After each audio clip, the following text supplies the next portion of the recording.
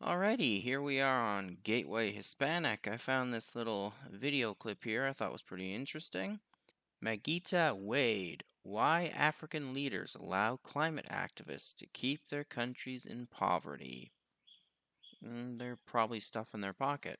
But anyway, I'll pop in the video and take it from there. How are they using environmentalism to keep Africa poor and then continue to have all that power? When it became clear that free markets was the solution to poverty, the next thing that they came up with was the environment. The same people again, we care about Africa, we care about Earth. And again, just like when they were saying to protect us people, here government is also going to be the best one to protect the environment through rules, regulations. And so Africa remains poor because it has no access to energy, but meanwhile we have this environmentalism religion that is keeping Africans poor. That's right. And what happens when you keep them poor? They flock to the West for a better life. The climate cultists, they call these people climate refugees, but in reality, it's just corporations wanting cheap labor and replacement labor, with division sprinkled on top in the form of diversity. Here's an example of division. When it comes to immigration, there's like 3 groups of people. 1, people who are opposed to it. 2, people who want immigration but it has to be controlled.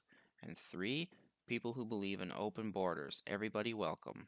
But why are they doing that? Why would the leadership of Senegal or Africa allow for this to happen? Oh geez, that's a tough one. Why would the political leadership of Africa keep their countries poor?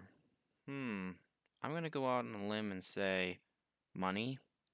And of course, if these leaders don't play ball, well, there will be a coup time. The same reason they allowed for foreign aid to be the only relationship that we could have with the West. So right now they tell us, don't use fossil fuels and we will compensate you with more aid.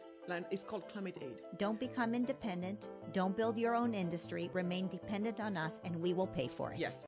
Don't become independent. Don't build your own industry. Yeah, because if they built their own industry, then they'd start using their resources. And guess who wants those resources? The corpos.